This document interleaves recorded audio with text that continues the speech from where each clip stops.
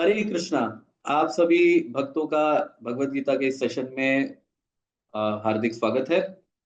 हमने 5वां अध्याय प्रारंभ किया था। इसमें भगवान कहते हैं कि जो कर्म योग को अर्थात भक्ति योग को और सांख्य योग को अलग देखता है, पृथक देखता है, वो बालिश बुद्धि का है। ये श्लोक भगवान कहते हैं। कहने का तात्पर्य है कि वो बुद्धिशाली नहीं है, क्योंकि सांख्य जो है वो इस संसार का जो मूल अस्तित्व है उसको खोजने के पीछे लगा हुआ है। और भक्ति योग जो है उससे आगे प्रारंभ हो जाता है कि अभी हमने संसार का मूल खोज लिया, तो अभी क्या करना है? अभी उसमें हमें जल देना है, अर्थात भक्ति से उसकी सेवा करनी है। ठीक है। तो भगवान कहते हैं कि सांख्य और भक्ति दोनों का लक्ष्य एक ही है, इसलिए दोनों अलग नहीं है। इस प्रकार से फिर हमने सांख्य के घटकों की चर्चा की, जो 24 तत्व है एवं 25वें तत्व जो परमात्मा है उनकी चर्चा की। आज से हम भगवत गीता के 5वें अध्याय का 6वां श्लोक प्रारंभ करते हैं। ठीक है? Bhagavad Gita 5th chapter 6th श्लोक। भगवान कह रहे हैं, संन्यासस्तु महाबाहो दुःखम आप्तुम अयोगतः योग युक्तो मुनिर्ब्रह्म न चिरेणाधिगच्छति। संन्यासस्तु महाबाहो दुःखम आप्तुम अयोगतः योग युक्तो मुनिर्ब्रह्म न चिरेणाधिगच्छति। क्या कहा जा रहा है? Merely renouncing all activities yet not engaged in devotional service of Lord cannot make one happy. But a thoughtful person engaged in devotional service can achieve the supreme without delay. देखो, अभी कुछ लोग होते हैं ना जो ऐसा सोचते हैं कि संसार जो है वो दुखमय है। आप अगर जन्म से देखोगे तो हर एक चीज यहाँ पे दुख के लिए ही बनाई गई है। हम जब माँ के गर्भ में थे, जब शिशु रूप में थे, तो उस टाइम पे क्या होता था? माँ के गर्भ में 9-10 महीने हमें रहना पड़ता था। अगर और किस पोजीशन में रहना पड़ता था? एकदम ऐसे बेंड हुए पोजीशन में, है ना? तो अगर बच्चे को थोड़ा-सा खुलना भी है तो खुल नहीं सकता। गर्भ का साइज कितना है? उससे अधिक खुल नहीं सकता। और उस टाइम पे तो बच्चा एक्सप्रेस भी नहीं कर सकता। कभी-कभी खाने में अगर कुछ माँ ने ऐसा-वैसा खा लिया तो बच्चे को उसमें भी हार्मफुल होगा। फिर जब बच्चा जन्म लेता है, तो कुछ अगर कहना भी चाहता है, भूख लगी है तो भी रोएगा, सोना है तो भी रोएगा। तो एक्सप्रेस करने की जितने भी आवश्यकताएँ हैं, वो उस टाइम पे अभी तक उसको प्राप्त नहीं हुई है। वो जो भी कुछ है वो रोने से ही दिखा देता है ना? तो ज्ञान न होने के कारण, किस प्रकार से ज्ञान को प्रेजेंट करना है ये न होने के कारण, शरीर में शक्ति न होने के कारण जो भी प्रेजेंटेशन है वो रोने से होता है, मतलब दुख से ही होता है। फिर बाद में बच्चा कुछ बड़ा हो जाता है, फिर बाद में स्कूल जाता है, और फिर बाद में कई बार ऐसा होता है कि पढ़ाई करने की इच्छा नहीं होती लेकिन जबरदस्ती पढ़ाई करनी पड़ती है। पढ़ाई तो करनी ही पड़ेगी, उसके बिना कैसे चलेगा? तो बच्चे के मन में फिर वापस वो दुःख आ जाता है कि मैं खेलना कूदना चाहता हूँ लेकिन माता-पिता पढ़ाई करवाना चाहते हैं। स्कूल में टीचर्स डाँट देते हैं होमवर्क नहीं करते तो। तो वो उसके मन में बैठ जाता है। यद्यपि वो अच्छे चीज़ के लिए है फिर भी वो दुःख के रूप में बैठ जाता है। फिर वो बड़ा होता है, जॉब करता है, जॉब में फिर उसको ऑफ़िस पॉलिटिक्स के साथ उसमें उसको इन्वॉल्व होना पड़ता है। वो करना नहीं चाहता लेकिन करना पड़ता है। अगर पॉलिटिक्स ना भी हो तो भी बॉस डाँटते हैं कि ये तुमने क्यों नहीं किया? परिवार, फिर बाद में शादी करता है, बच्चों की रिस्पॉन्सिबिलिटी आती है। फिर बच्चों को पढ़ा-लिखा कर बड़ा करता है, फिर बाद में सुनने मिलता है पेरेंट्स को कि आपने हमारे लिए क्या किया? तो ये सारे चीज़ें, फिर बाद में वृद्धावस्था आती है। वृद्धावस्था में हमारे आँखों को ठीक से देखने नहीं मिलता, कानों को ठीक से सुनने नहीं मिलता, बाल गल जाते हैं, त्वचा हमारी खराब हो जाती है, जीभ में टेस्ट खत्म हो जाता है, कई अनेक रोग उत्पन्न हो जाते हैं। ये सारी वृद्धावस्थाएँ के दुःख। तो पूरा जीवन ही अगर आप देखोगे, तो दुःख से ही भरा हुआ है वास्तविक रूप में देखा जाए तो। दुःख से ही भरा हुआ है। इसलिए अगर कोई व्यक्ति ऐसा सोचता है, अभी उस व्यक्ति के लिए भगवान ये पॉइंट कर रहे हैं। अगर कोई व्यक्ति ऐसा सोचता है कि मैं सारे भौतिक कर्मों का त्याग कर दूंगा, और भौतिक कर्मों के त्याग को टेक्निकली संन्यास कहते हैं, तो भगवान कहते हैं कि जो व्यक्ति सारे भौतिक कर्मों का त्याग करता है, संन्यास ले लेता है, और ऐसा सोचता है कि अब वो सुखी रहेगा क्योंकि अभी उसने सारे भौतिक बंधन काट दिए, तो भगवान कहते हैं कि ये अंडरस्टैंडिंग ही गलत है अपने आप में। संन्यास ले लेने से कोई व्यक्ति सुखी नहीं हो जाता, या भौतिक बंधन सारे रिश्ते कट कर देने से, सबसे संबंध तोड़ देने से कोई व्यक्ति सुखी नहीं होता। भगवान यहाँ पे शब्द यूज करते हैं योग युक्त कर्म। जो व्यक्ति मेरे से संबंधित होके कर्म नहीं करता तब तक उसको सुख नहीं प्राप्त होता। तो अगर आप सन्यास भी लेना चाहते हो तो भी सन्यास एस्केपिज्म नेचर से नहीं होना चाहिए कि मैं इस दुनिया से भाग जाना चाहता हूँ, बहुत परेशान हो गया हूँ। ऐसा सन्यासी कभी टिक नहीं सकता सन्यास आश्रम में, क्योंकि उसको दुख प्राप्त हुआ है इसलिए वो सन्यास ले रहा है। जब सुख प्राप्त होगा तो वापस वो छोड़ के चला जाएगा सन्यास को, क्योंकि उसका सन्यास के प्रति आसक्ति नहीं है, उसको भौतिक जगत पसंद नहीं है इसलिए सन्यास ले रहा है। तो सन्यास उसके लिए भागने का एक बहाना है, इसलिए भगवान पहले ही उस सिद्धांत को काट रहे हैं। इनडायरेक्टली वो अर्जुन को ये कह रहे हैं कि अर्जुन तुम्हें ऐसा लग रहा है कि मैं भीष्म पितामह को मारूंगा, द्रोणाचार्य को मारूंगा और इन सबको मारूंगा तो मेरे अपने स्वजन तो रहेंगे नहीं, तो मैं अकेला राज कैसे करूंगा। ये जो अंडरस्टैंडिंग है, वो अंडरस्टैंडिंग ही अपने आप में गलत है, वो अंडरस्टैंडिंग ही गलत है। और इसलिए उसके ऊपर जो दूसरी अंडरस्टैंडिंग है कि ठीक है मैं इन लोगों को नहीं मारता, मैं वन में जाके तप करूंगा, ये युद्ध नहीं करूंगा मैं, तो ये जो उसके ऊपर बेस्ड दूसरी अंडरस्टैंडिंग है ये और भी गलत है। क्योंकि ऐसे त्याग कर देने से अर्जुन अपना क्षत्रिय धर्म त्याग नहीं सकता, वो तो उसके आत्मा का स्वभाव है, उसको कैसे त्यागेगा अर्जुन, है ना। अभी आपको एक उदाहरण देना चाहूंगा मैं कि महाभारत के ही आई आई थिंक कर्ण कर्ण पर्व की चर्चा है इसमें।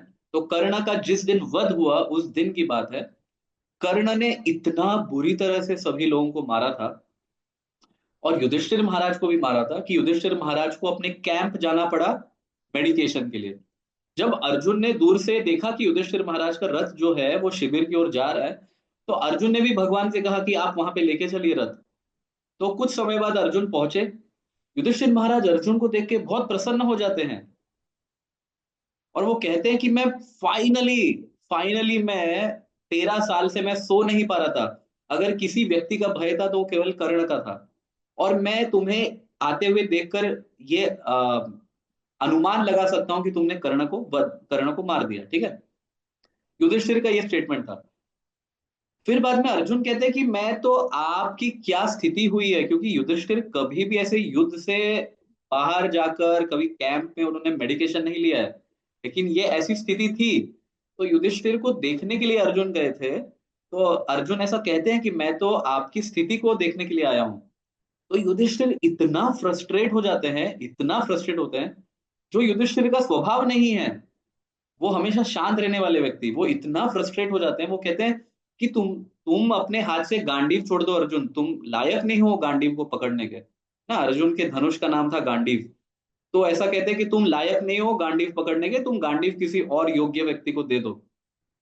तो अर्जुन को इतना क्रोध आ जाता है, इतना क्रोध आता है कि उनके पास जो तलवार थी ना, उस तलवार से वो युधिष्ठिर को मारने के लिए जा रहे थे वहां पे।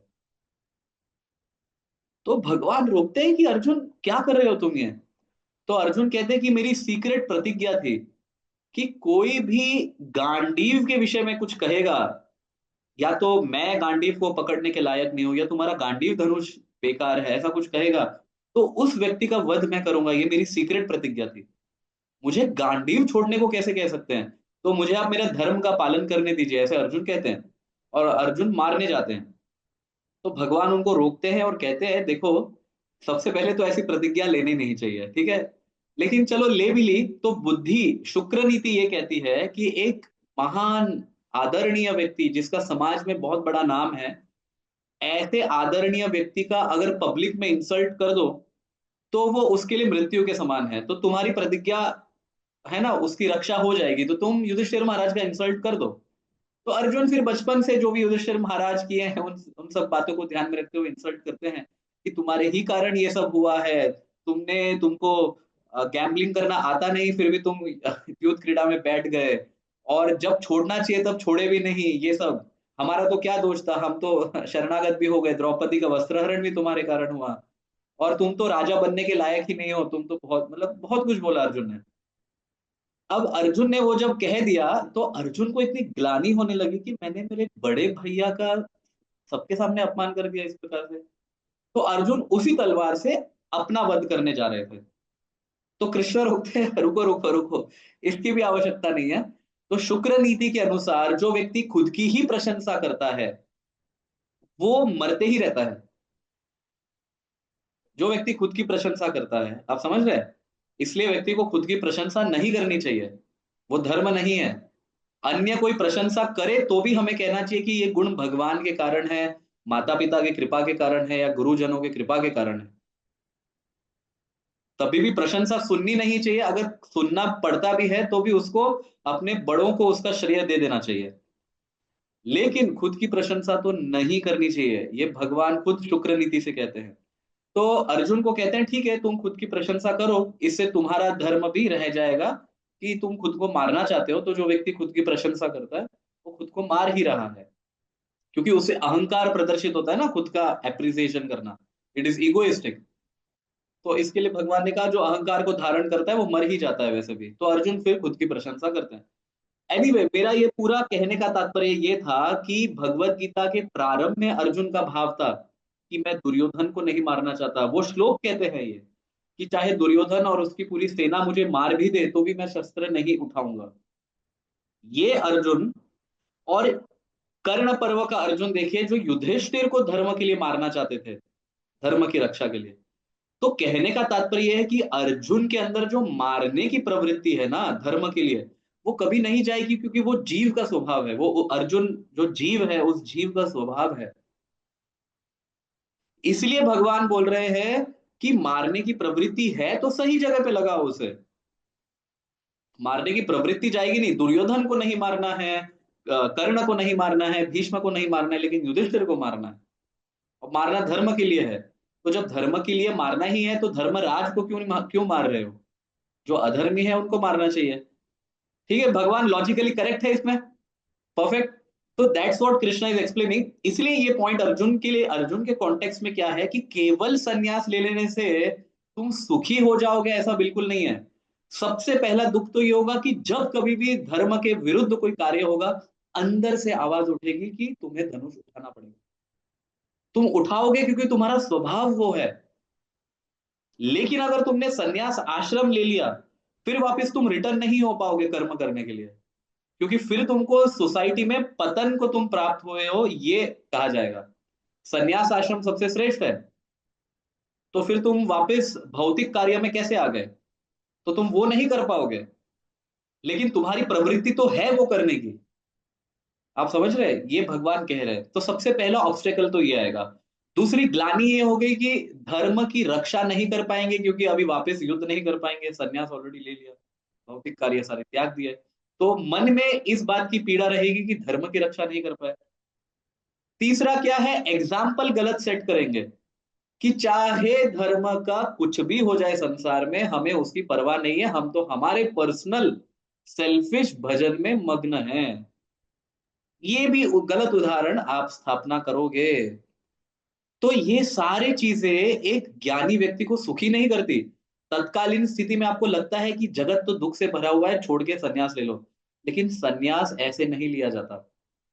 सन्यास के लिए आपको विशेष रूप से वैराग्य के प्रति आकर्षण होना चाहिए। एस्केपिज्म के मूड से आप अगर सन्यास लोगे तो वो सन्यास ज्यादा समय तक टिकता नहीं है ना। कई लोग भी ऐसे नहीं संस्था से ज्वाइन हो जाते हैं, ब्रह्मचारी आश्रम, भगवे वस्त्र धारण करते हैं, फिर पता चलता है कि वो कहीं शादी करके भाग गए, कुछ प्रॉब्लम आ गई, ये हो गया वो हो गया, तो वो होगा ही, क्योंकि आप ज्ञान में स्थित होकर वैराग्य को नहीं ले रहे, आप रिस्पॉन्सिबिलिटी से भागकर वैराग्य को लेना चाहते हो। और भगवान कह रहे हैं वो दिखने में लगता है कि आप अच्छे दिशा में आगे बढ़ रहे हो, बट वो एटीट्यूड गलत है, इसलिए उसका गंतव्य अच्छा नहीं है। वहां से वापस गिरना होगा और फिर वो दुखमय स्थिति होगी। फिर लोग आपको हजारों गालियां देंगे कि देखो ये तो साधु के वेश में था, अभी लड़की को लेके भाग गया। फिर बाद में लोग कहेंगे कि देखो इतना बड़ा आचार्य है लेकिन पॉलिटिक्स में घुस के अभी सारी चर्चाएं कर रहा है। ये सारी चीजें चल रही है ना आज भी समाज में। बड़े बड़े आचार्यगण संन्यास लेने के बाद भी, बड़े बड़े महान व्यास आसन पे बैठने के बाद भी पॉलिटिक्स की ही चर्चा करते हैं, ब्रह्म की चर्चा नहीं करते वो। चल ही रहा है, आप न्यूज में देखिए। तो इसलिए भगवान कहते हैं कि वो सुख का स्थान नहीं है। अगर आपकी मानसिकता ऐसी है कि संसार दुखमय है तो मैं संन्यास लूंगा, तो वो आपको अच्छा गंतव्य नहीं प्रदान करेगा, क्योंकि अंदर की प्रवृत्ति कभी तो जागृत होगी। तो उस प्रवृत्ति को ध्यान में रखते हुए योग युक्त कर्म करना है, भगवान ये कह रहे हैं। और तब तक व्यक्ति कभी समाधि को प्राप्त नहीं करेगा जब तक वो योग युक्त कर्म नहीं करता। तो अर्जुन के लिए योग युक्त कर्म क्या है? अर्जुन क्षत्रिय है, अर्जुन लड़ेगा तो लड़ना है भगवान के आदेश से। ये योग युक्त है, क्योंकि योग का अर्थ क्या है? भगवान से जुड़ना। अभी योग में भी कई लोग ऐसा कहते हैं कि योग का केवल अर्थ क्या है कि जुड़ना। ना, अगर योग को आप संस्कृत में देखेंगे तो जुड़ जाने को योग कहा जाता है। लेकिन उसके टेक्निकल डेफिनेशन पे फोकस करने से अच्छा है किससे जुड़ना है, ये फोकस करना जरूरी है। क्योंकि अगर जुड़ जाने को भी योग कहते हैं, अगर वहां तक हम उसको सीमित रखेंगे, तो उसका अर्थ क्या है कि भाई हम तो पूरे भौतिक संसार में अनेक विषय हैं, उन विषयों से भी जुड़ने को अगर योग ही कहा जाता, तो भगवान को भगवत गीता सुनाने की क्या आवश्यकता है? वैसे भी एक व्यक्ति मान लीजिए कुछ अच्छा घर का स्कीम है ना, कहीं बोर्ड पे हमें दिखता है, रास्ते में बैनर्स लगे होते हैं, तो वो उसके बारे में तो सोचता ही है कि मैं आगे चलकर ये घर खरीदूंगा, है ना, स्कीम अच्छी है, तो मन से तो वो जुड़ ही गया है वहां पे। फिर उसके लिए वो कर्म भी करना प्रारंभ करेगा। तो अगर योग का अर्थ केवल जुड़ने से होता, तो ऑलरेडी एक भौतिकवादी सामान्य व्यक्ति तो जुड़ा हुआ ही है ना भौतिक जगत से। तो भगवत गीता की क्या आवश्यकता है? लेकिन भगवान योग का अर्थ बता रहे हैं भगवान से जुड़ना, परम व्यक्ति से जुड़ना, परम सत्य से जुड़ना। एक्चुअली अर्थ इसका ये है। तो योग युक्त कर्म का अर्थ क्या है? भक्ति युक्त कर्म हमें करने चाहिए, ये इसका अर्थ है। तो अर्जुन के लिए भक्ति है कि कृष्ण के आदेश पर युद्ध करना, उसका जो वर्णाश्रम धर्म के अनुसार जो कर्म है, वो भगवान को सेंटर में रखते हुए कि कृष्ण क्या चाहते हैं मुझसे, ये ध्यान में रखते हुए अपने नियत कर्म करना, ये हो गया योग युक्त कर्म। और ऐसे व्यक्ति अपने आप को प्यूरिफाई करके फिर बाद में परम गति को प्राप्त करेगा। क्योंकि जब वो भगवान को फोकस में रखता है, तब उसको ध्यान में आता है कि कृष्ण ने मुझे ये जन्म दिया है, तो कृष्ण ने इस जन्म के साथ जो सारे धर्म मुझे दिए हैं वो मुझे निभाने हैं। इससे ये भी तात्पर्य निकलता है कि उस धर्म को निभाते निभाते जो दुख भी आते हैं, वो भगवान ही प्रेरणा दिए हैं।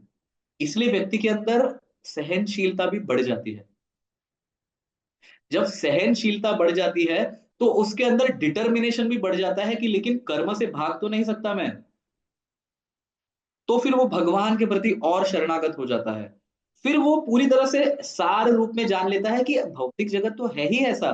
अगर मैं सन्यास लेके कहीं पे भी जाऊंगा, तो भी ये गारंटी नहीं है कि मैं सन्यास में टिक पाऊंगा।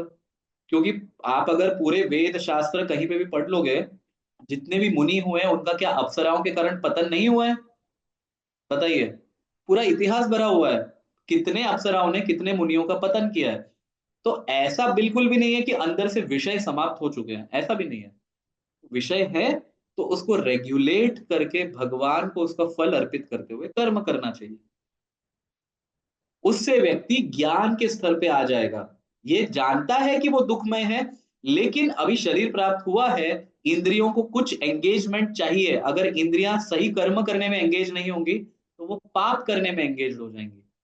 उससे अच्छा है वर्णाश्रम धर्म का पालन करते हुए अपने अपने वर्ण के अनुसार कर्म करना, अपने अपने आश्रम के अनुसार कर्म करना, और भगवान को फोकस में रखते हुए भक्ति करना। तो हमारी इंद्रियां जो है, सेंसेस भी जो है वो एंगेज्ड होती है, पाप में लीन नहीं होंगी, गलत विचार नहीं आएगा।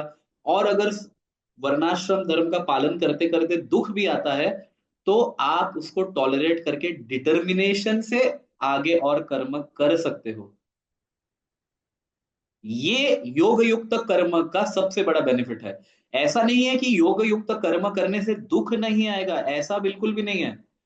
दुख आएगा क्योंकि संसार का नियम है दुखालयम। ये भगवत गीता में भगवान खुद बता रहे हैं, दुखालयम अशाश्वतम। तो दुख तो आएगा। और दूसरे अध्याय में भगवान ये खुद भी बता रहे हैं कि जस्ट बिकॉज तुम्हारे स्वधर्म में दोष है और तुमको अन्यों के धर्मों में दोष दिखाई नहीं देता, इसका अर्थ ये नहीं कि अपने स्वधर्म को त्याग करके अन्यों के धर्म को अपना लेना चाहिए। ये तो भगवान खुद भी कह रहे हैं कि स्वधर्म में दोष दिखाई देने से अन्यों के धर्म को अपनाने से कोई व्यक्ति महान नहीं बन जाता। जानते हुए कि इसमें दोष है, उसके लिए, उसको मिटाने के लिए हम क्या कर सकते हैं, वैसे कर्म हमें करने चाहिए। लेकिन स्वधर्म में दोष है इसलिए स्वधर्म का त्याग कर दो, ये उपाय नहीं है। फिर आप परधर्म को अपनाओगे तो आपको क्या पता कि उसमें दोष नहीं है या है, how do you know that? हमें नहीं पता वो तो जो व्यक्ति के लिए, जिस व्यक्ति के लिए, मतलब हमारे लिए जो परधर्म है, अन्य व्यक्ति के लिए वो स्वधर्म है, वो उसे पता कि उसमें कितने दोष है,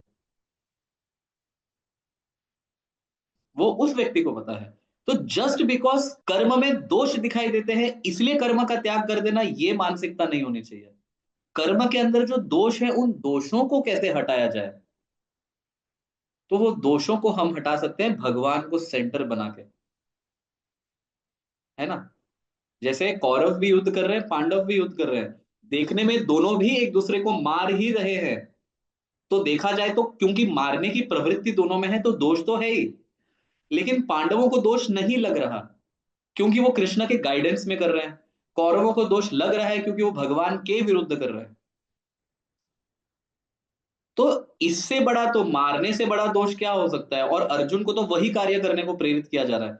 मतलब अगर सबसे घृणा घृणा युक्त कार्य करने के लिए अगर भगवान प्रेरित कर रहे हैं अर्जुन को, और उसमें भी वो कह रहे हैं कि कर्म का त्याग करने से कोई व्यक्ति दोष मुक्त नहीं होता, तो हमारे कार्य तो इतने घृणा युक्त नहीं है, किसी को मारना तो नहीं है हमें। हम तो जो हमारा स्वभाव वर्णाश्रम धर्म के अनुसार है उसका पालन करते हैं। जो ब्राह्मण है वो अन्यों को ज्ञान देने का प्राप्त करता है, ब्रह्म ज्ञान देने का प्राप्त करता है। क्षत्रिय जो है वो एडमिनिस्ट्रेशन का काम करता है। जो वैश्य है, बिजनेस क्लास ऑफ पीपल है, वो देश का या पूरे संसार का इकोनॉमिक ग्रोथ करते हैं। जो शूद्र है वो लेबर, लोगों की सेवा करते हैं। तो ये कार्य किसी को मारने जैसा नहीं है, इतना घृणित कार्य नहीं है। तो इसमें दोष भी इतना कुछ है नहीं वास्तविक रूप में देखा जाए तो। और थोड़ा कोई दोष है तो भगवान कहते हैं कि दोष के कारण छोड़ना नहीं चाहिए। आप मुझे सेंटर में रखते हुए, कृष्ण को सेंटर में रखते हुए आपको कार्य करना है, तो व्यक्ति उससे पूरी तरह से मुक्त हो जाता है। बेसिकली बेसिकली पॉइंट ये है। सो ये देखो यहाँ पे क्या कहा गया है, योग युक्तिर मुनिर ब्रह्म। जो मुनि है वो जब योग युक्त कर्म करता है तो वो ब्रह्म को प्राप्त करता है। अचिरेणादि गच्छति, और इसमें कोई डाउट नहीं है, इसमें कोई डाउट नहीं है कि वो तुरंत ही ब्रह्म को प्राप्त करेगा। इसलिए श्रील प्रभुपाद यहाँ पे दो प्रकार के सन्यासी की चर्चा करते हैं। ये देखो, there are two classes of sannyasis और person in renounced order of life. The Mayavadi sannyasi जो शंकराचार्य के अनुगामी है, और वैष्णव सन्यासी, ये दोनों ही प्रकार के सन्यासी है जिन्होंने वेदांत सूत्र पे कमेंट्री लिखी है। ठीक है, हमारे वैष्णव आचार्यों ने भी, श्री मध्वाचार्य, श्री रामानुजाचार्य, श्री विष्णु स्वामी, श्री निम्बार्काचार्य, श्री वल्लभाचार्य, श्रीला बलदेव विद्याभूषण, इन सभी वैष्णव आचार्यों ने वेदांत सूत्र पे टीका लिखी है। और जो मायावादी सन्यासी हैं जैसे शंकराचार्य हुए, फिर बाद में क्या बोलते हैं, भामती भी, शंकराचार्य के अनुगामी है, उन्होंने भामती नामक टीका लिखी है। तो वो सभी जो मायावादी सन्यासी है उन्होंने भी वेदांत सूत्र पे टीका लिखी है। बट दोनों के इंटरप्रिटेशन में अंतर है। The Mayavadi sannyasis also study the Vedanta Sutras but use their commentary called Shariraka Bhashya written by Shankaracharya. तो शंकराचार्य जो है वो कर्म से तुम, कर्म का तुम त्याग कर दो, इसकी वो चर्चा करते हैं। But the students of Bhagwat school, जो हम श्रीमद् भागवत को ध्यान में रखते हुए जो करते हैं, हम क्या करते हैं, हम भक्ति युक्त कर्म करते हैं पांचरात्रि विधि का पालन करके। और इसलिए जितने भी वैष्णव सन्यासी हैं वो भगवान की सेवा के लिए सभी प्रकार के कार्य करते हैं। The Vaishnav sanyasis have nothing to do with material activities, उनको भौतिक कार्य से कोई संबंध नहीं है, फिर भी वो भगवान की सेवा के लिए सब कुछ करेंगे। But the Mayavadi sannyasis engaged in Sankhya and Vedanta and speculation cannot release the transcendental service of lord. So यहाँ पे श्रील प्रभुपाद दो सन्यासीज के बीच में भेद बताते हैं। तो मैंने आपको कहा ना कि आजकल कई बड़े बड़े आचार्य जो है बड़े बड़े महान व्यासासन पर बैठ के पॉलिटिक्स की चर्चा करते हैं। मैं शंकर आचार्य की ही चर्चा कर रहा था। सो वो करते हैं, आप न्यूज में देखोगे वो हमेशा पॉलिटिक्स में ही रहेंगे। कभी भी उनके मुंह से ब्रह्म की चर्चा नहीं होगी, किस प्रकार से मोक्ष को प्राप्त करना है उसकी चर्चा नहीं होगी। आप कभी भी देखना, वो हमेशा एक दूसरे की निंदा करेंगे, अन्य साधु की निंदा करेंगे, ये इस व्यक्ति को ये नहीं करना चाहिए, वो नहीं करना चाहिए, सब यही चर्चा होती है। लेकिन कभी भी भागवत की चर्चा बहुत रेयरली, मतलब मान लीजिए अगर 100 बार उन्होंने उल्लेख किया होगा किसी अन्य साधु की निंदा में, तो उसमें एक वो बात करेंगे कहीं भगवान की, ब्रह्म की, कुछ ज्ञान की थोड़ी बहुत चर्चा करते हैं वो लोग। तो ये अंतर है। उन्होंने सभी भौतिक कर्मों का त्याग कर कर संन्यास तो लिया, लेकिन फिर भी चर्चा भौतिक विषयों पर ही करेंगे। और वैष्णव लोग भी संन्यास लेते हैं। हमारे आचार्यों ने संन्यास लिया है, हमारे गुरु महाराज है, श्रील प्रभुपाद है, ये सभी सन्यासी हैं। ये कभी भौतिक कर्मों का फिजिकली त्याग नहीं करते, ये मेंटली त्याग करते हैं, मन से उसका त्याग कर देते हैं। लेकिन फिजिकली वो जानते हैं कि पूरा जगत भगवान की सेवा के लिए ही बना है। इसलिए उनके लिए जाति या फिर कोई विदेशी है, कोई स्वदेशी है, ऐसा भेद वैष्णव सन्यासी के लिए नहीं होता। जो भारत में वो भगवत गीता का प्रचार करेंगे वही वो भारत के बाहर भी करेंगे। लेकिन मायावादी सन्यासी का ऐसा नहीं है, बिल्कुल भी नहीं है। वो इस बात का बहुत स्ट्रांगली क्रिटिसिज्म करते हैं कि वैष्णवगण क्यों बाहर प्रचार करते हैं, भारत को छोड़कर हिंदुओं के अलावा क्यों अन्य को भगवत गीता का ज्ञान देते हैं। तो उनका जो सारा ज्ञान है वो हिंदू समाज तक या भारत के समाज तक सीमित है। लेकिन वैष्णव जो है वो पूरे विश्व को भगवान की सेवा में लगाना चाहता है, क्योंकि पूरे विश्व में केवल भारत ही ऐसा भूमि है जो ये कैपेबल है पूरे विश्व को भगवान की सेवा में लगाने के लिए। तो वो रिस्पॉन्सिबिलिटी एक वैष्णव सन्यासी उठाता है। वो ये नहीं सोचता कि ये विदेशी है, ये हिंदू नहीं है, मुस्लिम है, ये क्रिश्चियन है, ये बुद्धिस्ट है, तो इनको क्यों हम भगवान का नाम जप करने के लिए प्रेरित करें? इनका क्या हमारे धर्म से संबंधित है? तो हमारा धर्म, तुम्हारा धर्म, ये वैष्णव सन्यासी नहीं सोचता। वैष्णव सन्यासी ये सोचता है कि भगवान एक है, उस भगवान की भक्ति करने का अधिकार सबको है, क्योंकि भगवान की सृष्टि है पूरी। और उस सृष्टि में जितने भी जीव हैं वो सभी भगवान के हैं। भगवान खुद भगवत गीता में कहते हैं, सर्वस्य चाहम हृदि सन्निविष्टो। ये भगवान खुद कहते हैं कि मैं सभियों के हृदय में परमात्मा के रूप में विराजमान हूं। भगवान ने ऐसा तो नहीं कहा कि केवल भारत में जो जन्म लेते हैं मैं उन्हीं लोगों के परमात्मा के रूप में विराजमान हूं हृदय में, ऐसा तो भगवान नहीं कहता। फिर भगवान आगे भी कहते हैं अहम बीज प्रदापिता सर्व योनिषु कौन्तेय। इनफैक्ट भगवान मनुष्यों तक भी सीमित नहीं रखते। भगवान कहते हैं सर्व योनिषु, पशु पक्षी, जलचर, माइक्रोबैक्टीरिया, जो भी कोई जीव है, देवता ब्रह्मा तक सभी लोग, भगवान कहते हैं सर्व योनिषु कौन्तेय। चाहे वो राक्षस हो, गंधर्व हो, पिशाच हो, जो भी है, जितने भी योनि हैं वो सभी मुझसे ही उत्पन्न हुए हैं। सो वैष्णव सन्यासी देखते हैं कि सभी जीवात्मा भगवान के अंश है, बस अपने कर्मों के कारण भटके हुए हैं। तो उनके कर्म हमें सुधारने हैं, और वो सुधारना होता है भगवत गीता के माध्यम से, भागवत के माध्यम से, भगवान के नाम जप से। तो दो प्रकार के सन्यासी हैं और इन दोनों में कॉन्ट्रेडिक्टरी विचारधारा है। यद्यपि वो वैदिक स्कूल ऑफ थॉट से ही उत्पन्न होते हैं, वेदांत सूत्र पे ही दोनों ने टीका लिखी है, भगवत गीता पे टीका लिखी है, 10 उपनिषद पे टीका लिखी है। तो किसी भी आचार्य को जब अपने सिद्धांत का प्रतिपादन करना है तो तीन प्रकार के ग्रंथों पर टीका लिखनी होती है। They have to write a commentary, जिसको प्रस्थान त्रयी कहा गया है। प्रस्थान त्रयी का क्या अर्थ है? मोक्ष के ओर आगे बढ़ सकते हो इन 3 मार्गों से। सो जो 10, तो ये 3 कौन कौन से मार्ग है? एक तो श्रुति प्रमाण, एक स्मृति, और दूसरा तीसरा जो है वो न्याय।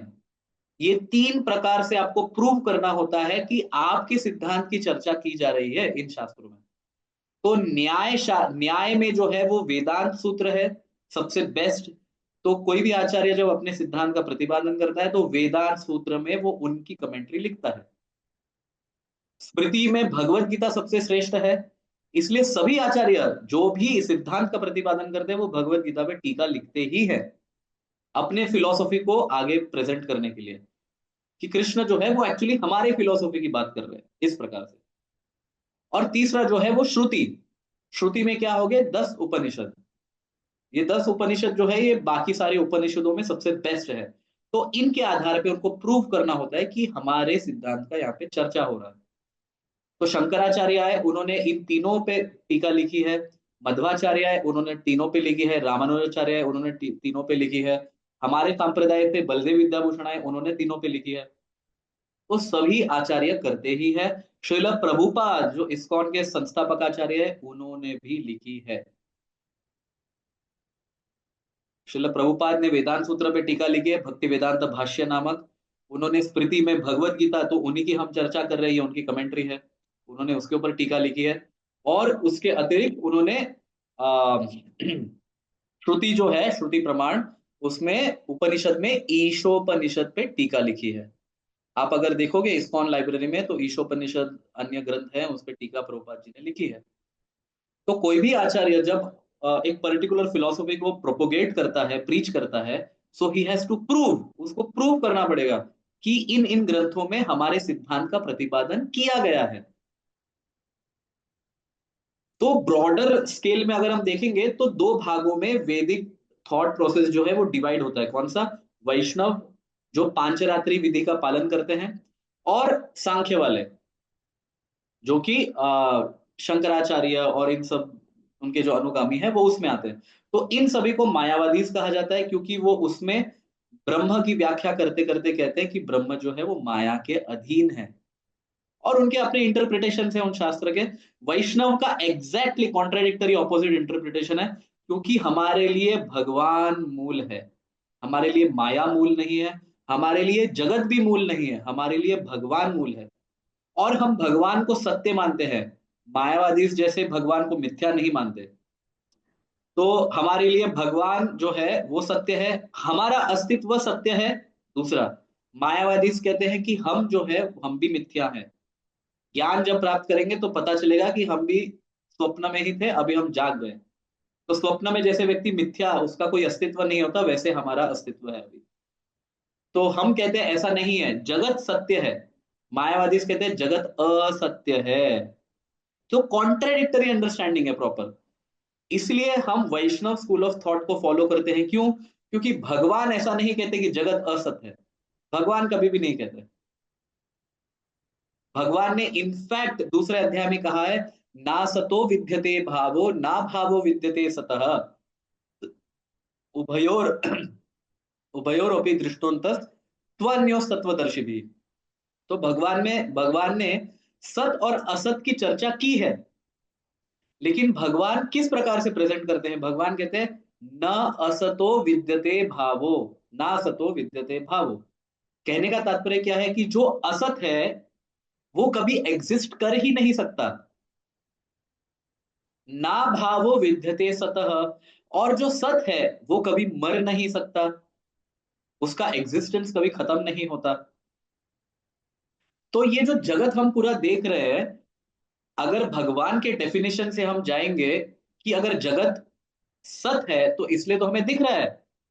अगर हम मायावादी डेफिनेशन के हिसाब से जाएंगे कि जगत तो है ही नहीं, तो जगत दिख क्यों रहा है हमें फिर? जगत दिख क्यों रहा है हमें? अगर हम भी नहीं है तो हमारा अस्तित्व क्या है? और अगर हमारा अस्तित्व है ही नहीं, हम मिथ्या है, तो शास्त्र अध्ययन करके हम कैसे ब्रह्म के स्तर को प्राप्त करेंगे? क्योंकि हमारा अस्तित्व तो है ही नहीं। तो इंटरप्रिटेशन बहुत गलत है उनका, इनफैक्ट बहुत कॉन्ट्राडिक्टरी है भगवान से भी। लेकिन ये जगत जो है ये अस्थाई है, असत नहीं है, अस्थाई है। जगत सत ही है, जगत एग्जिस्ट करता है। इसलिए इस जगत में जो जीव को दुख मिल रहा है वो दुख भी सत्य है, क्योंकि उन्होंने पाप कृत्य किए हैं। इस जगत में जो व्यक्ति को सुख मिल रहा है वो सुख भी सत्य है, क्योंकि उन्होंने पुण्य कर्म किया है। इस जगत में जो जीव मोक्ष को प्राप्त कर रहा है वो भी सत्य है, क्योंकि उसके मोक्ष के प्रयत्न क्या है, वो रियल है, वो रियल में शास्त्र अध्ययन कर रहा है। जैसे मैंने आपको पहले भी बताया कि स्वप्न में अगर आपको सोना भी प्राप्त हो जाए तो उस सोने की कोई वास्तविक रूप में वैल्यू है? बिल्कुल भी नहीं है। तो अगर ये जगत का अस्तित्व ही नहीं है, जैसे मायावादी कहते हैं, या ना सतो विद्यते भावों को वो इंटरप्रेट करते हैं, इस जगत का अस्तित्व ही नहीं है, तो इस जगत में आप मोक्ष की भी प्राप्ति करो तो उसका क्या वैल्यू है, जब अस्तित्व ही नहीं है रियल में? तो स्वप्न में सोना प्राप्त करने से थोड़ी आपके पास रियल में सोना आएगा। दैट्स नॉट पॉसिबल, आपको रियल में सोना प्राप्त करना पड़ेगा उसके लिए। तो स्वप्न में मतलब ये जगत अगर स्वप्नवत है, स्वप्न जैसा है, तो इसमें आप कितना ही मोक्ष की तैयारी कर लो तो क्या ही फायदा अगर यही स्वप्न है तो। तो ये अंडरस्टैंडिंग गलत है। इसलिए हम वैष्णव क्या कहते हैं, ना सतो विद्यते भावो ना भावो विद्यते सत का क्या अर्थ है? आत्मा पूर्ण रूप से सत्य है, भगवान पूर्ण रूप से सत्य है, जगत भी पूर्ण रूप से सत्य है, लेकिन जगत अस्थाई है। अस्थाई, वो सृष्टि, उसकी सृष्टि होती है, फिर वो स्थिति के स्तर पे आता है, फिर उसका प्रलय होता है, वो नष्ट होता है, लेकिन वापस उसकी सृष्टि होती है, फिर स्थिति होती है, फिर प्रलय होता है, फिर सृष्टि होती है, फिर स्थिति होती है, फिर प्रलय होता है। तो वो अस्थाई है, लेकिन असत नहीं है। तभी तो भगवान कह रहे हैं ना कि जो सत है वो कभी मरता नहीं। तो जगत जो है वो कभी पूर्ण रूप से नष्ट नहीं होता, वो टेम्पररी क्रिएशन है, टेम्पररी मेंटेनेंस है, और डिस्ट्रक्शन भी टेम्पररी है, फिर वापस क्रिएशन होता है। तो जगत असली है, इट इज रियल। और जो चीज अस्तित्व में ही नहीं है तो उसको असत कहा गया है, उसको असत कहा गया है। ये दोनों का कैटेगराइजेशन मुनि लोग करते हैं, ऐसा भगवान कहते हैं। सो एनीवे, मेरा पॉइंट यह है कि वैष्णव स्कूल ऑफ थॉट क्या है, हम ये नहीं सोचते कि अंग्रेजी भाषा का क्यों प्रयोग किया जाए, अंग्रेजी म्लेच्छ भाषा है। ऑफ कोर्स, टेक्निकली देखें, वेदों के से देखें तो म्लेच्छ भाषा है, लेकिन हम तो यहाँ पे भगवान की सेवा करना चाहते हैं, हम थोड़ी अंग्रेजी में भाष्य करके खुद को महान दिखाना चाहते हैं, हमारा वो उद्देश्य नहीं है, है ना? तो मायावादी सन्यासी जैसे कहते हैं कि इंग्लिश यूज नहीं करना चाहिए क्योंकि वो म्लेच्छ भाषा है। उससे क्या आपत्ति है? अगर आप अंग्रेजी भाषा का प्रयोग करते हुए पूरे जगत को ये प्रूव करते हो कि किस प्रकार से वेद श्रेष्ठ है, तो क्या प्रॉब्लम है इसमें? तो हम इस पूरे संसार में जितने भी इंग्रेडिएंट्स हैं, वैष्णव उसको भगवान के प्रति एक भोग के रूप में देखता है कि ये भगवान के लिए बनी है। तुम उसका प्रयोग मत करो अपने भोग के लिए, लेकिन भगवान के लिए बनी है वो। और इसकी पुष्टि स्वयं भगवान भगवत गीता में करते हैं, भोक्ताराम यज्ञ तपसाम सर्वलोक महेश्वरम। ये तो भगवान खुद कह रहे हैं भगवत गीता में कि मैं सारे लोगों का ईश्वर हूं, केवल पृथ्वी का नहीं। पृथ्वी तो एक कण है भगवान के सामने। जितने भी पूरा solar system, Galaxy, universe, multiverse, जो भी कुछ है, वो सभी भगवान के सामने कण के समान है, और भगवान उन सभी के स्वामी हैं। तो केवल एक पृथ्वी की चर्चा भी नहीं हो रही यहाँ पे। सो वैष्णव अंडरस्टैंडिंग ये है कि everything is meant for Krishna, and Krishna's understanding is also like that. भगवान खुद भी यही कहते हैं, भोक्ताराम यज्ञ तपसाम सर्वलोक महेश्वरम। ये जानते हुए सूर्यदम सर्वभूतानाम यद ज्ञात्वा माम शांति पृच्छति, जो ये जानता है वो शांति को प्राप्त करता है। इसलिए वैष्णव अंडरस्टैंडिंग जो है वो परफेक्ट है, it is complete, it is perfect. तो हमें उस अंडरस्टैंडिंग के अनुसार आगे बढ़ना है। हम बिना मतलब भौतिक कर्मों का अननेसेसरी त्याग कर देना, और सिर्फ ज्ञान के मार्ग में, उसी मार्ग में आगे बढ़ना, और किसी से कोई संबंध नहीं रखना, ये हमारा मार्ग नहीं है। वो कुछ लेवल तक, कुछ स्तर तक अच्छा है, कुछ स्तर तक अच्छा है, उसमें तपस्या की भावना है। तो अच्छी बात है कि आप में तपस्या की भावना हो, लेकिन इसका अर्थ ये नहीं कि हमारा जीवन का लक्ष्य तपस्या हो जाए। नहीं नहीं, ये जीवन का लक्ष्य नहीं है। जीवन का लक्ष्य है भगवत प्राप्ति, और भगवत प्राप्ति के लिए जो कोई तपस्या करने की आवश्यकता है तो हमारा उस तपस्या से संबंध है। भगवान से अलग जो तपस्या है उसका, और भगवान से अलग जो ज्ञान है, उस ज्ञान से, उस वैराग्य से हमारा कोई संबंध नहीं है। भगवत भक्ति युक्त जो ज्ञान और कर्म, ज्ञान कर्म वैराग्य है, वो हमारे लिए श्रेयस्कर है। और अर्जुन को भी भगवान वही बता रहे हैं कि तुम, भगवान तो यही कह रहे तुम मेरे आदेश का पालन करो। तो अर्जुन के लिए श्रेयस्कर वो है, भगवान हमेशा यही चाहते हैं कि हम उनके लिए कर्म करें, कर्म का अननेसेसरी त्याग न करें। और हम सभी वैष्णवों की यही अंडरस्टैंडिंग है। तो जैसे कि हम भगवत गीता मैराथन भी ये मंथ मनाते हैं, तो हम जाते हैं सब जगह पे। हम रेलवे स्टेशन पे जाते हैं, बस स्टॉप पे जाते हैं, ट्रैफिक सिग्नल्स में जाते हैं, सबको रोकते हैं। हम सभी को भगवत गीता का ज्ञान देते हैं। अनेक संस्थाओं को या संप्रदाय को ऐसा लगता है कि ये वैष्णव लोग ऐसा क्यों करते हैं, रस्तों पे जा जाके भगवत गीता क्यों करते हैं। तो well, Krishna has told, Krishna कहते हैं कि पूरा जगत उनके लिए है, तो हम पूरे जगत को भगवान की सेवा में लगाना चाहते हैं। और वो तब होगा जब आप उनको सिखाओगे। जब आप सिखाओगे नहीं तो फिर कैसे होगा। तो ये हम वैष्णवों की अंडरस्टैंडिंग है।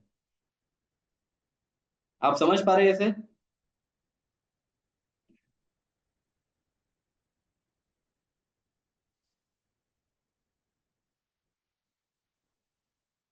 सो 5.7 में भगवान बता रहे हैं, योग युक्तो विशुद्धात्मा विजितात्मा जितेंद्रिय सर्वभूतात्मा भूतात्मा कुर्वन अपि न लिप्यते। भगवान बता रहे, one who works in devotion, है ना, जो योग युक्त कर्म करता है, जो शुद्ध है, विशुद्ध आत्मा है, जो अपने मन पे नियंत्रण रखता है और अपने इंद्रियों पे नियंत्रण रखता है, वैसा व्यक्ति मुझे प्रिय है। देखो आगे भगवान क्या कह रहे हैं, दो ऑलवेज वर्किंग, ऐसा व्यक्ति हमेशा कार्य में लिप्त है। दिखने में तो लगता है कि भौतिक कार्य कर रहा है, बट ऐसा व्यक्ति कभी भी भौतिक कार्य से या उनके परिणामों से लिप्त नहीं है। He is never entangled. क्या कह रहे, देखो यहाँ पे, सर्वभूतात्मा भूतात्मा, ठीक है, वो सभी पे दयावान है।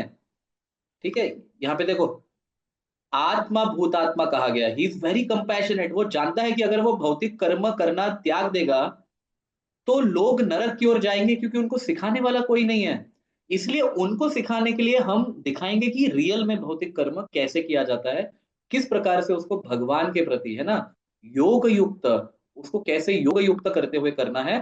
ऐसा व्यक्ति कुर्वन, कुर्वन मतलब करते हुए, वैसा कर्म करते हुए भी न लिप्यते, वो कर्म बंधन में कभी नहीं फंसता, क्योंकि उसका फोकस जो है वो मैं हूं।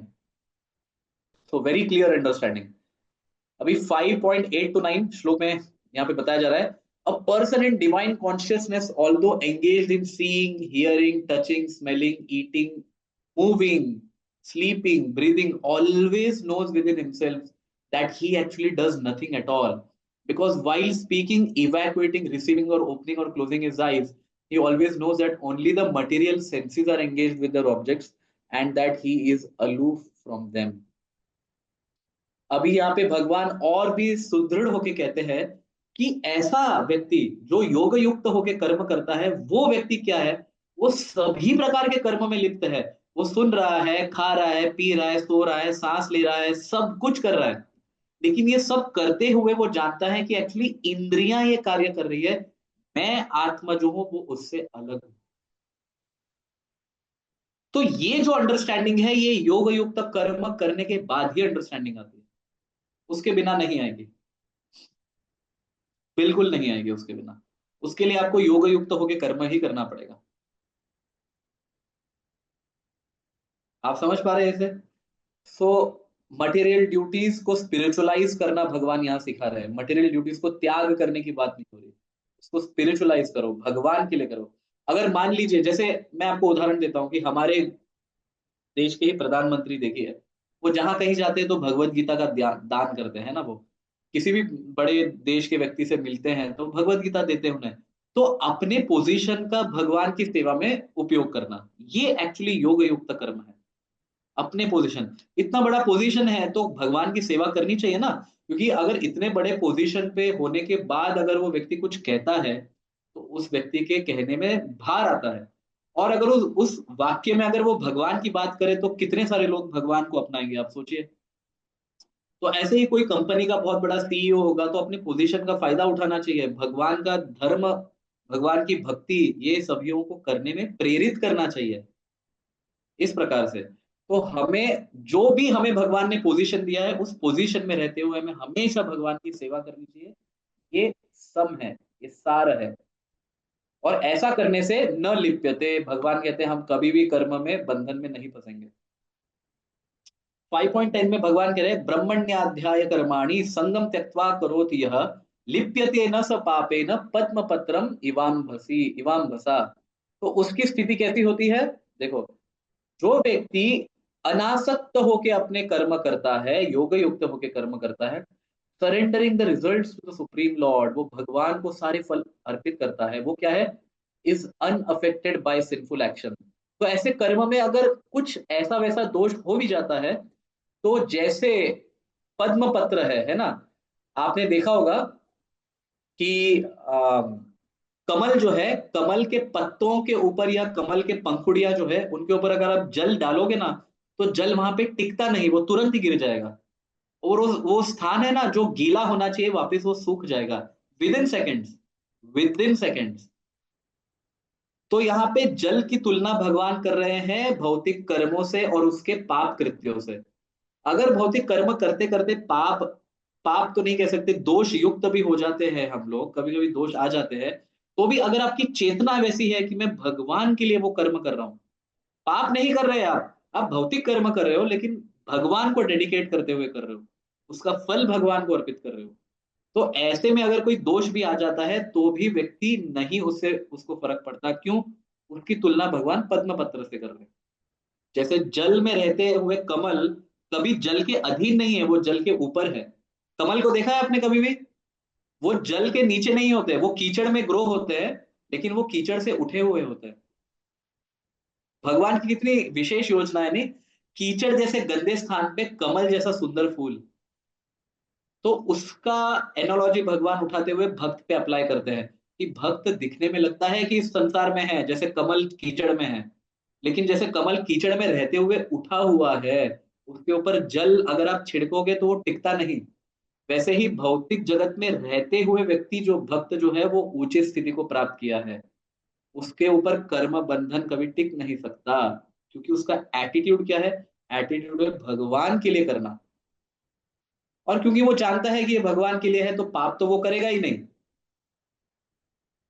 पाप तो वो करेगा नहीं। वो नियत कर्म में अगर कोई दोष हो जाए तो उसको, उससे फर्क नहीं पड़ना चाहिए। ये इन शॉर्ट कृष्ण यहाँ पे कहना है। ओके।